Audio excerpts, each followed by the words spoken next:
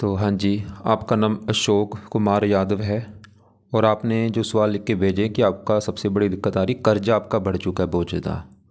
और ये कर्जा कैसे उतरे और भी आपकी जो दिक्कतें हैं वो दूर कैसे हों, माता पिता से नहीं बनती, भाई से नहीं बनती, ये आपने लिख रखा है। तो ऐसे कुंडली में कौन से दोष हैं जिसकी वजह से आपकी दिक्कतें आ रही हैं, पूरा आपको मैं विस्तार में समझाऊंगा अभी। सबसे पहले देखो जी, आप ये समझो कि जो कुंडली होती है इसमें होते हैं 12 घर। 12 घर पहले आप समझ लो, वो मैं लिख देता हूँ। ये है आपकी कुंडली में पहला घर, ये है दूसरा घर, तीसरा घर, चौथा, पाँचवा, छठा घर, सातवां, आठवां, नौवां, 10वां, 11वां और ये 12वां घर। अब ये जो 12 घर मैंने लिखे हैं, इन घरों से आपके जीवन के बारे में कुछ ना कुछ पता किया जाएगा। जैसे कि इस पहले घर से पता करेंगे आपका शरीर कैसा होगा, हेल्थ आपकी कैसी होगी, स्वभाव कैसा होगा, रंग रूप कैसा होगा, पहले घर को देखना पड़ेगा। दूसरा घर है आपके धन जोड़ने का। तीसरा घर है छोटे भाई बहनों का। चौथा घर आपकी माता, मकान और वाहन का है। पाँचवा घर बच्चों का है। छठा घर शत्रु, रोग, कर्जा। सातवां घर आपकी है पत्नी का घर। आठवें घर से उम्र देखेंगे। नौवें घर से आपका भाग्य देखेंगे। 10वां घर काम काज का है। 11वां घर है लाभ, आमदनी और 12वें घर से आपके खर्चे देखेंगे। तो आपने यहाँ पे दो बातें मेरी नोट करनी है। पहली बात, जो मैंने 12 घर लिखे हैं इनको याद कर लो, और दूसरी बात, इन 12 घरों से जो कुछ देखा जाएगा वो याद कर लो। अब आप ये देखो कि आपने क्या देखना है, वो घर देख लो। जैसे कि आपका अगर सवाल है, मान लो आपके छोटे भाई बहनों को लेके सवाल है, तो तीसरा घर जो है ये कुंडली में छोटे भाई बहनों का होता है। तो आपके छोटे भाई बहनों के लिए तीसरे घर को देखना पड़ेगा, और तीसरे घर में नंबर लिखा है 4। 4 है कर्क राशि, मालक इसका है चंद्रमा। तो आपके छोटे भाई बहनों के लिए हमें चंद्रमा को देखना पड़ेगा। ऐसे ही अगर आपके हमने कुंडली में आपकी माता का सुख देखना है, चौथा घर माता का है और चौथे घर में 5 लिखा है, ये है सिंह राशि, मालक बना सूर्य, तो माता के लिए सूर्य को देखना पड़ेगा। तो हमने जो भी कुछ देखना है वो भाई घर देखना है, और घर का जो मालक है वो मालक देखा जाता है। अब देखो जी, आपकी जो कुंडली है, सवाल की कुंडली में कौन से ग्रह अच्छे हैं कौन से खराब हैं। आपकी कुंडली में शुक्र अच्छा है। क्यों अच्छा है? ये उच्च का बैठा है, यहाँ पे जो 12 लिखा है। गुरु अच्छा है, ये अपने घर में बैठा है। सूर्य अच्छा है, उच्च का बैठा है। बुध बहुत अच्छा है, मित्र की राशि में बैठा है, इस कुंडली में योग कारक भी है। मंगल आपका मुझे खराब लगा है, थोड़े से अच्छे फल भी देगा। शनि आपको रले मिले फल देगा, खराब फल भी अच्छे फल भी। राहु आपकी कुंडली में मुझे सबसे ज़्यादा खराब लगा है। यहाँ पे चंद्रमा अच्छा था, लेकिन केतु के साथ बैठने की वजह से खराब हो चुका है। केतु भी यहाँ पे हल्के से आपको बुरे फल देगा। तो मतलब आपके ग्रह अच्छे भी हैं, कुछ ग्रह खराब भी हैं। खासकर आपकी पूरी कुंडली में सबसे ज़्यादा जो ग्रह खराब है वो है राहु ग्रह। और राहु आपके ने गुरु को भी खराब कर दिया है, चंडाल दोष बना है, शुक्र को खराब कर दिया, लंपट दोष बना, और ये शनि को भी खराब कर रहा है, उसके ऊपर दृष्टि डाल रहा है। तो राहु का सही होना बहुत ज़रूरी है आपके ऊपर। अब देखो जी, आपकी कुंडली में मैंने आपको जैसे अभी बोला कि ग्रह अच्छे भी हैं, आपके ग्रह खराब भी हैं। अब होगा क्या, जो ग्रह आपके अच्छे हैं, जैसे आपका बुध अच्छा है, तो अच्छा होने की वजह से क्या करेगा, आपको जीवन भर अच्छे फल देगा। लेकिन ज़्यादा अच्छे फल कब देगा, जब बुध की आपके ऊपर दशा चलेगी। ऐसी जो ग्रह आपका खराब है, जैसे मैंने आपको राहु बोला कि आपका खराब है, तो राहु आपको जीवन भर खराब फल देगा। लेकिन ज़्यादा आपको खराब फल कब देगा, जब राहु की दशा आपके ऊपर चलेगी भाई, वो उस समय इसका बुरा फल बढ़ जाएगा। अब सवाल की अभी आपके ऊपर दशा किसकी है, तो दशा होती है 2 प्रकार की। एक होती है महादशा, एक अंतरदशा। महादशा काफ़ी बड़ी होती है, जो कि आपके ऊपर चली हुई है गुरु ग्रह की, और ये चली है 12 में चली है, ख़त्म होगी 28 में जाके। अभी भी 2-3 साल की पड़ी है, पिछले कई साल हो चुके हैं। तो इसका मतलब ये है कि इन 9 ग्रहों में से आपके जीवन के ऊपर सबसे बड़ा असर है वो है इस गुरु ग्रह का, जिसकी चली हुई है महादशा। और गुरु का आपके ऊपर असर है कितना, वो आप समझ लो 80% है। और बाकी कुछ असर आपके ऊपर है मंगल का, जिसकी चली हुई है अंतरदशा।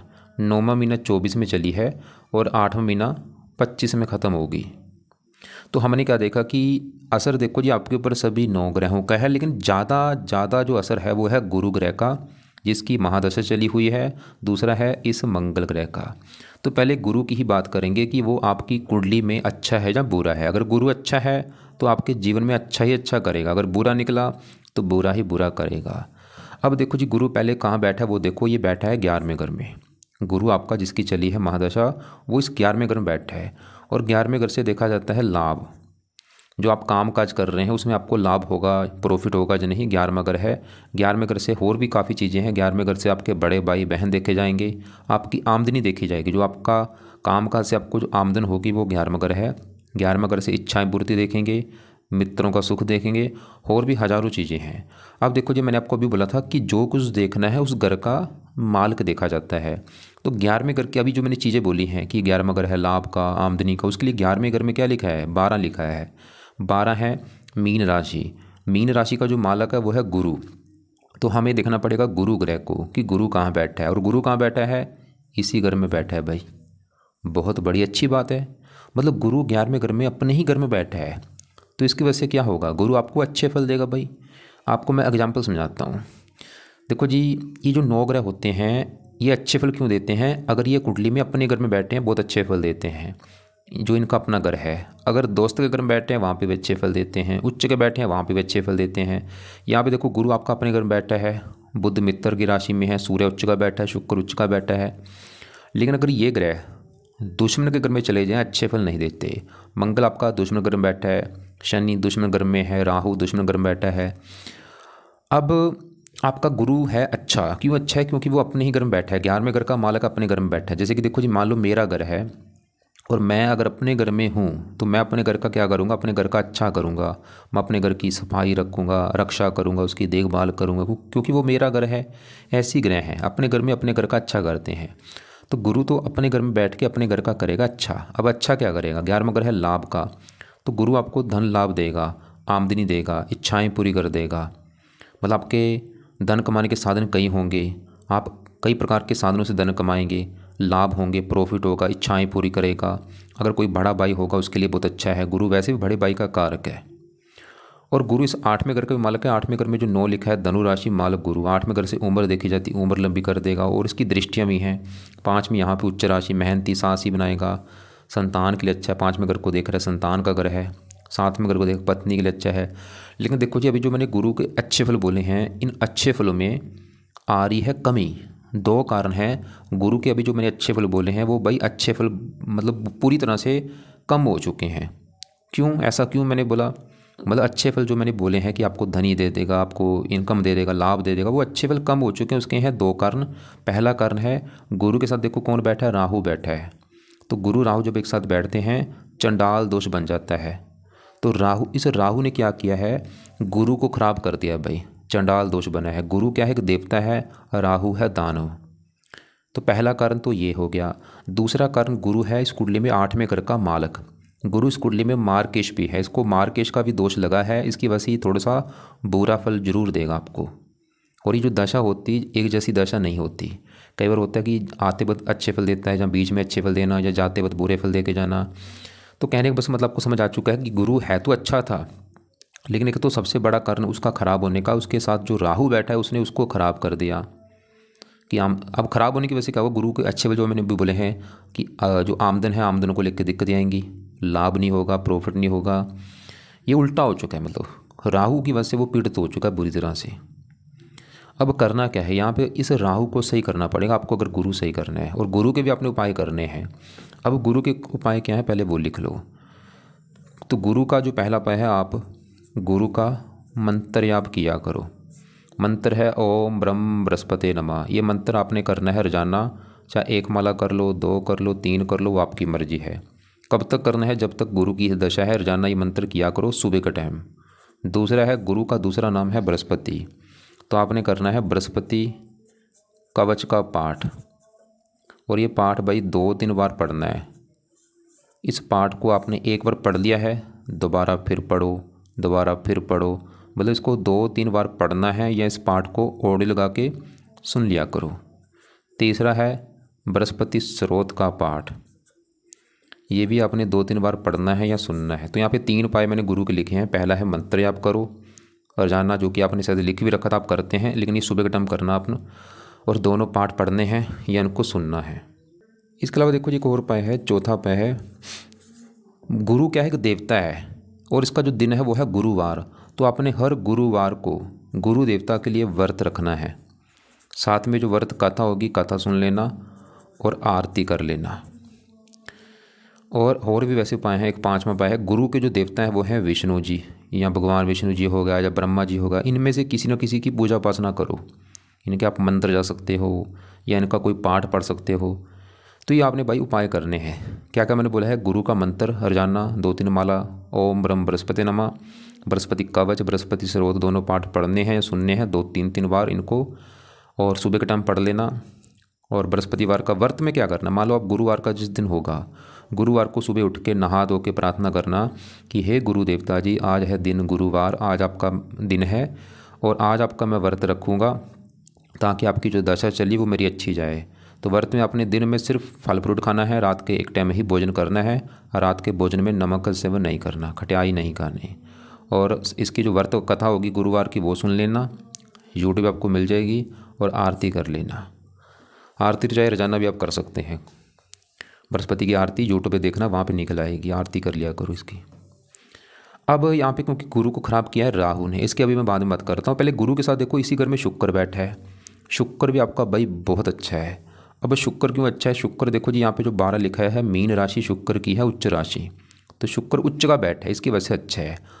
अब दोनों में फ़र्क क्या है, गुरु अपने घर में है, शुक्र उच्च का, दोनों में फ़र्क ये है कि शुक्र इस कुंडली में है योग कारक ग्रह, और गुरु है इस कुंडली में मार्केश, इसको मार्केश का भी दोष लगा है। मतलब गुरु को मैं पूरी तरह से बिल्कुल अच्छा नहीं मानूंगा, क्योंकि वो मार्केश के दोष से थोड़ा सा पीड़ित है। मतलब मार्केश की वजह से बुरे फल भी आपको देगा, जो आपको मिल भी रहे हैं, जो भी कर्जा चढ़ा है, क्योंकि गुरु धन का विकार को होता है। अगर मान लो किसी बंदे को धन को लेकर दिक्कतें आ रही हैं, गुरु जरूर उसका पीड़ित होता है, क्योंकि गुरु से धन देखा जाता है। तो गुरु के उपाय जरूर करो। बाकी देखो जी शुक्र तो यहाँ पे उच्च का है, शुक्र भी ये दिखा रहा है कि आपकी मतलब आमदनी अच्छी होगी, लाभ होंगे, इच्छाएं पूरी होंगी। वैसे यहाँ पे एक बहुत बड़ा योग बना था, शुक्र उच्च का गुरु, ऐसे मैंने लोग देखे हैं बहुत ज़्यादा अमीर होते हैं, धनी होते हैं, पैसे की कमी इनके पास नहीं होती, क्योंकि 11वां घर आमदनी का वहाँ पे शुक्र उच्च का है, 11वें घर में गुरु अपने घर में योग बना हुआ है यहाँ पे एक बहुत बड़ा। तो इसकी वजह से आपको काफ़ी धनी बनाएंगे, धन कमाने के साधन बहुत होंगे, इच्छाएँ पूरी कर देंगे। और शुक्र का इस कुंडली में ये पहले घर है अपना, पहले घर में जो 2 लिखा है, वृष राशि मालक शुक्र, पहला घर आपका शरीर, सेहत, स्वभाव। शुक्र आपके शरीर को अच्छा रखेगा, सेहत अच्छी, स्वभाव अच्छा, रंग रूप अच्छा, पर्सनैलिटी अच्छी, सर मस्तक अच्छा। अब देखो जी आगे बढ़ते हैं। अब यहाँ पे भी गड़बड़ है कि शुक्र की थोड़ा सा पीड़ित है राहु की वजह से, मतलब यहाँ पे दोष बना है, लंपट दोष भी बना हुआ है। तो शुक्र गुरु है तो अच्छे, लेकिन इस राहु ने इनको खराब कर दिया, खासकर गुरु को ज़्यादा खराब किया है, क्योंकि गुरु का ये दुश्मन है। अब राहु देखो जी क्या कर रहा है, यहाँ पे 11वें घर में बैठ के गुरु घर में बैठा है, गुरु को अपना मानता है दुश्मन। तो राहु इस 11वें घर की हानि कर रहा है, आमदनी मतलब कम कर देगा, काम में लाभ नहीं होगा, प्रॉफिट नहीं होगा, इच्छाएं पूरी नहीं होने देगा, बड़े भाई बहनों को लिख के दिक्कतें, और इसने गुरु को भी खराब कर दिया है। और राहु की दृष्टियाँ भी हैं, 5वीं दृष्टि पड़ेगी तीसरे घर के ऊपर, यहाँ पे शत्रु राशि है, 7वीं पड़ेगी संतान के घर के ऊपर, संतान संबंधी चिंता। और राहु की 9वीं दृष्टि पड़ रही है 7वें घर के ऊपर, 7वां घर है पत्नी का घर। राहु 7वें घर में यहाँ पे 8 लिखा है, वृश्चिक राशि, जो कि है राहु की नीच राशि। राहु 7वें घर की बुरी तरह से हानि करेगा भाई, पत्नी का घर है, आपको पत्नी को लिख के दिक्कतें बहुत सारी आएंगी राहु की वजह से। और राहु 7वें घर में बैठे शनि को भी खराब कर रहा है, शनि को दृष्टि दे रहा है, और शनि खराब होगा तो शनि इस 9वें घर का मालक है, 10वें घर का, 9वां घर भाग्य का, तो भाग्य की हानि होगी, 10वां घर काम काज का। मतलब अब देखो जी शनि जो है ये इतना ख़राब नहीं था, शनि फिर भी अच्छा था, लेकिन शनि को ख़राब कर दिया इस राहु की दृष्टि ने, क्योंकि शनि यहाँ पे राहु की नीच राशि में बैठा है, राहु की नीच राशि की वजह से इसके ऊपर दृष्टि पड़ रही है, तो ये बुरी तरह से पीड़ित है, ख़राब हो चुका है। और शनि खराब होगा तो भाग्य की हानि होगी, काम काज में दिक्कतें। यहाँ पे मतलब बस आपको समझाने का मेरा मकसद ये है कि ये जो राहु है इस ग्रह ने 3 ग्रह आपके ख़राब कर रखे हैं, गुरु को खराब, शुक्र को खराब, शनि को खराब, मतलब इस राहु के लिए ने पूरी कुंडली का सत्यानाश कर रखा है। और आपके लिए एक और बुरी बात क्या है कि राहु की आपकी छोटी दशा भी आने वाली है, 8वां महीना 2025 के बाद इस राहु की चलेगी छोटी अंतरदशा, ख़त्म होगी 28 में जाके, वो समय तो आपको और बुरा समय होगा भाई। मतलब अगर आपको लग रही है अभी आपका बुरा समय, अभी बुरा समय तो आपका शुरू होने वाला है। कब शुरू होगा, 8वां महीना 25 के बाद जब चलेगी राहु की दशा, वो समय आपका मतलब काफ़ी बुरा समय होगा। लेकिन चलो आपने अच्छा किया, कुंडली बना ली है, क्योंकि अगर आप पाठ पूजा उपाय करेंगे दिक्कतें आपको नहीं आएंगी। तो यहाँ पे अब सवाल है कि इस राहु को सही कैसे किया जाए। इसके पीछे जो 15 है पावर होती है, पावर इसकी हमने -0 करनी है, तो इसको हमने शांत करना है और इनकी पावर को बढ़ाना है। तो राहु के लिए पहला उपाय है, आप राहु कवच का जो पाठ है ये पाठ पढ़ा करो या इसको सुना करो। दूसरा है राहु स्रोत का पाठ। दोनों पाठ पढ़ने हैं या सुनने हैं, कब? शाम के समय या रात के समय। और इनको कोशिश करो दो या तीन बार पढ़ो। जितना ज़्यादा पढ़ोगे उतना आपको फ़ायदा होगा। तो दोनों पाठ 2-2 मिनट के पाठ हैं, इनको आपने पढ़ने हैं या सुनने हैं। कोशिश करना 2-3 बार पढ़ लिया करो दोनों। मतलब एक मान लो कवच आपने पढ़ लिया है, उसके बाद स्रोत पढ़ लो, फिर आप कवच का पाठ पढ़ के फिर स्रोत पढ़ लो, फिर कवच पढ़ लो। ऐसे मतलब इन दोनों को 2-3 बार पढ़ो या सुना करो। तीसरा उपाय है राहु के लिए, राहु का दान करो। दान ही इसकी पावर कम करेगा। दान कंपलसरी है, दान जरूर करना है। कब करना है मैं बोलूँगा, रोजाना कर लो, क्योंकि कष्ट आपको ज़्यादा आ रहा है, रोजाना नहीं कर सकते, हफ्ते में 3-4 दिन कर दिया करो। क्या दान है राहु का, आपको मैं वीडियो भेज दूंगा। जो आपका बजट है, जो आप दान कर सकते हो वो दान आप कर लेना। वैसे सबसे बेस्ट सनाजा होता है, ये ज़रूर कर लेना। 7 प्रकार के अनाज लेके पंछियों को डाल दिया करो, ये सबसे बेस्ट है। वैसे नीले कपड़े कम यूज़ करो। तो हमने यहाँ पे देखो जी गुरु देखा, जो कि है तो अच्छा था, ख़राब किसने किया? राहु ने। शुक्र भी अच्छा है, लेकिन शुक्र चलो फिर भी अच्छे फल देगा, वो इतना ख़राब नहीं है। तो राहु आपका बहुत ज़्यादा ख़राब है और ऊपर से राहु की दशा भी आने वाली है। और आगे बढ़ते हैं, आपके यहाँ पे मैं बात करता हूँ 7वें घर में बैठे शनि की। 7वां घर है आपकी भाई पत्नी का घर। अगर आपकी हमने पत्नी देखनी है कि पत्नी आपकी कैसी होगी, 7वां घर देखना पड़ेगा। और 7वें घर में क्या लिखा हुआ है? 8 है, वृश्चिक राशि, मालक है ये मंगल। तो आपकी पत्नी का सुख देखना है, 7वें घर के मालक मंगल को देखना पड़ेगा। और मंगल के अलावा 7वें घर में शनि बैठा है, शनि को भी देखेंगे। और 7वें घर के ऊपर है राहु की दृष्टि, राहु को भी देखा जाएगा। राहु को पहले हम देख चुके हैं, वो तो कर रहा है 7वें घर को ख़राब, कि विवाह में देरी होगी, पत्नी से लड़ाई झगड़े होंगे। अब 7वें घर में शनि के अगर मैं बात करूं, शनि भी यहाँ पे मंगल घर बैठा है, शत्रु राशि है, तो शनि भी 7वें घर को ख़राब करेगा।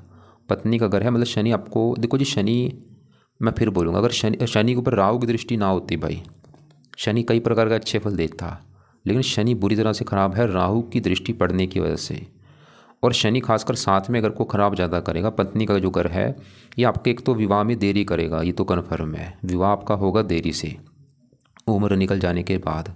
दूसरा, विवाह अगर हो भी गया तो पत्नी से आपकी बनेगी नहीं, लड़ाई झगड़े आपके पत्नी से होंगे। उसके कारण 2 हैं, एक तो राहु भी 7वें घर को ख़राब कर रहा है, ऊपर से 7वें घर में शनि भी इस घर की हानि करेगा, पत्नी घर की। लेकिन शनि इस कुंडली में शनि का जो अपना घर है वो है ये 9वां घर। 9वें घर से भाग्य देखा जाएगा, भाग्य देखना है 9वां घर। 9वें घर में 10 लिखा है, मकर राशि, मालक शनि। तो भाग्य आपका शनि से देखेंगे। शनि वैसे पत्नी घर में बैठा है, मतलब भाग्य पत्नी घर में। शनि तो वैसे ये दिखा रहा है कि पत्नी के आने के बाद आपका भाग्य साथ देगा, लेकिन मैं फिर बोलूँगा भाई राहु ने इसको ख़राब अभी कर रखा है, वो हो सकता है ये चीज़ आपको ना मिले। और शनि 10वें घर का मालक है, 10वां घर काम काज, पिता। 10वें घर का मालक शनि है, शनि काम काज में दिक्कतें, पिता संबंधी दिक्कतें, क्योंकि राहु से पीड़ित है। तो शनि के भी आपको उपाय मैं बोलूँगा ज़रूर करो। कम से कम इसका एक पहला उपाय है कि शनि मंत्र जाना शुरू कर दो आप।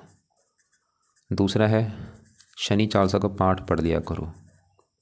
रात के समय ये पाठ पढ़ना है या सुनना है। मंदिर आप हर शनिवार को चले जाओ। और अब देखो जी, शनि के देखो जी ये उपाय करने से क्या फ़ायदे होंगे, क्योंकि शनि आपके 10वें घर का मालक का काम काज, आपका काम काज चलेगा। 10वां घर पिता का, पिता के लिए अच्छा है, मान प्रतिष्ठा अच्छी मिलेगी। शनि भाग्यश भी है, भाग्य भी साथ देगा आपका। पत्नी संबंधी कोई दिक्कतें आपको नहीं आएंगी। और आपको मैंने बोला था पत्नी के लिए 7वें घर में जो 8 लिखा है मालक मंगल भी देखना पड़ेगा। और आपकी अभी मंगल की दशा भी चली हुई है। मंगल देखो जी इस कुंडली में मार्केश है, प्रबल। और मंगल इस कुंडली में पहले घर में बैठा है, यहाँ पे शुक्र के घर में। शुक्र को अपना दुश्मन मानता है।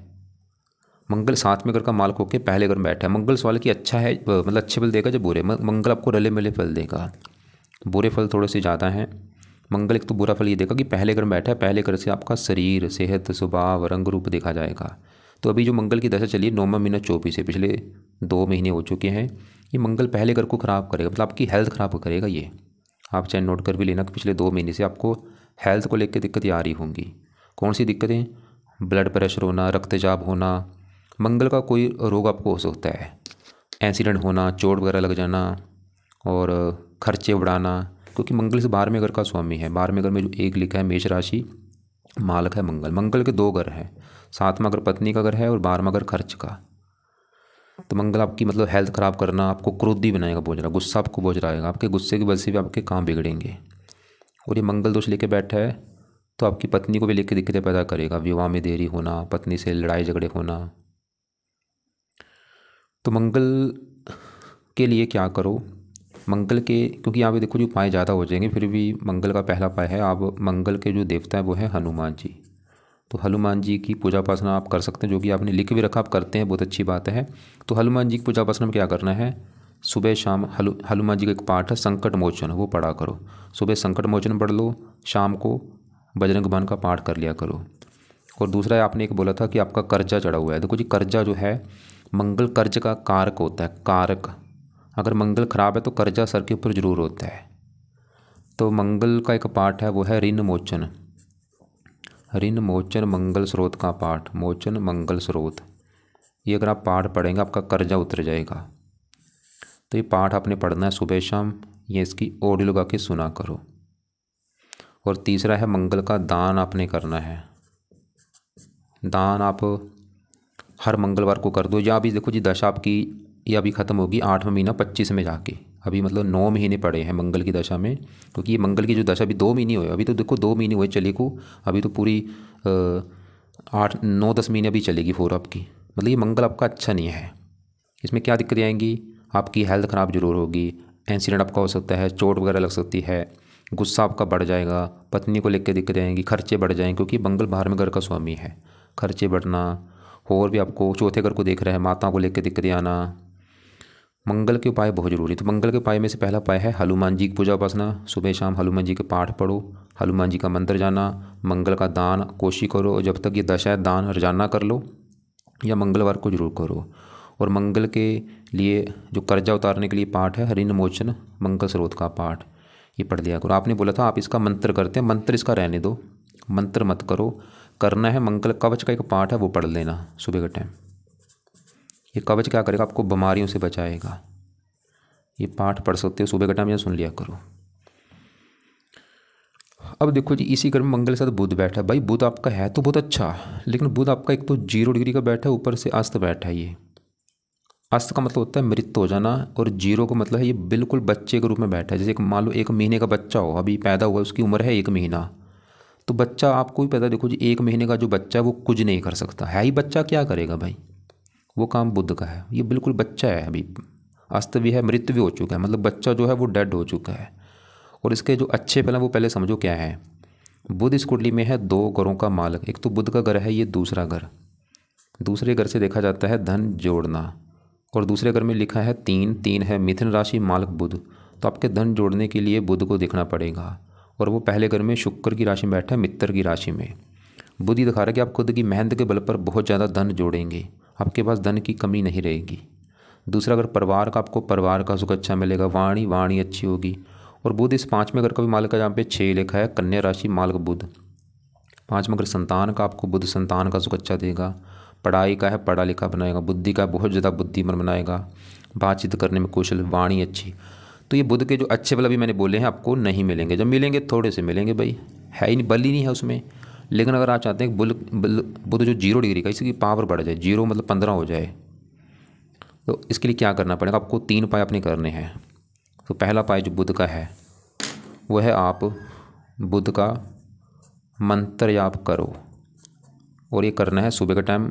मंत्र है ओम बुम बुद्धाय नमः, 1-2 माला जितना कर सकते हो करो। दूसरा है हरे कपड़े ज़्यादा पहना करो, खासकर रात को सोते समय हरे कपड़े रख लो, वो पहना करो। तीसरा उपाय है इसका सबसे बेस्ट, पन्ना रत्न धारण कर लेना आप, और ये आपने राइट हैंड की इस छोटी उंगली में धारण करना है पन्ने रत्न को, और इसको लेना अपने वेट के बराबर। अगर आपका वेट है 70 किलो तो 7.25 रत्ती का ले लो, 80 है तो 8.25 रत्ती का पन्ना ले लो।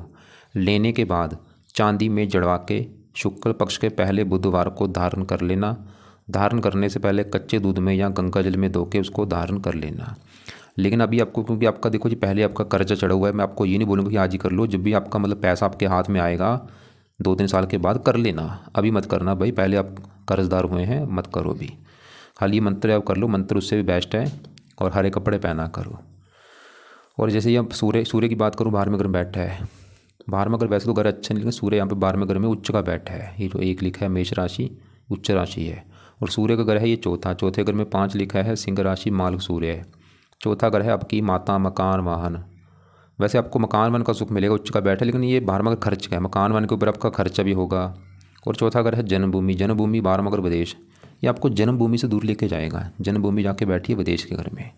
सूर्य ये दिखा रहा है कि अगर आप जन्मभूमि से दूर जाएंगे आपको फायदा भी होगा, और आपके मतलब जन्मभूमि से दूर जाके आपके बसने की भी होगा। आप मतलब अपनी जन्मभूमि पर टिकेंगे नहीं। जो आपकी जन्मभूमि है, जैसे आपने ये लिख रखा है नवलगढ़ लिख रखा है, इससे आप दूर जाएंगे, फायदा भी आपको होगा नवलगढ़ से। 5वें घर में केतु चंद्रमा की बात करूं, 5वां घर संतान का होता है। संतान के लिए 5वें घर में 6 लिखा है मालक बुध, वो तो अच्छा है, लेकिन 5वें घर में केतु चंद्रमा भी यहाँ पे अच्छा था, लेकिन इसके साथ जो केतु बैठ चुका है गड़बड़ हो चुकी दोनों ग्रह। तो केतु चंद्रमा, खासकर केतु क्या करेगा, 5वें घर में संतान घर में बैठ के आपकी पत्नी है उसका गर्भपात कराएगा। 1-2 बार गर्भपात होने का योग मुझे दिख रहा है। और आपकी जो संतान है वो ऑपरेशन के द्वारा होगी, और आपके लड़कियां बहुत ज़्यादा होंगी, लड़का कम होगा आपके इस केतु की वजह से। तो अभी देखो जी, अगर आपका सवाल तो आपने मुझे लिखा नहीं था, अगर कोई ऐसी दिक्कत है आपको गर्भपात पत्नी का हो रहा है तो केतु के आप उपाय किया करो।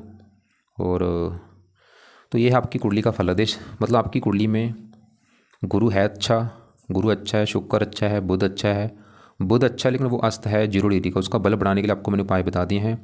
शुक्र के उपाय फिलहाल रहने दो, गुरु के जरूर करो, उसकी बड़ी दशा है। सूर्य के उपाय रहने दो। केतु के मैंने बोला जब संतान संबंधी अगर कोई दिक्कतें हैं तब कर लेना। इसके जो पाठ है वो पढ़ सकते हो, केतु कवच स्रोत, और इसका जो दान है कुत्तों को रोटी डाल सकते हो। चंद्रमा के उपाय रहने दो, शनि का जरूर करना है।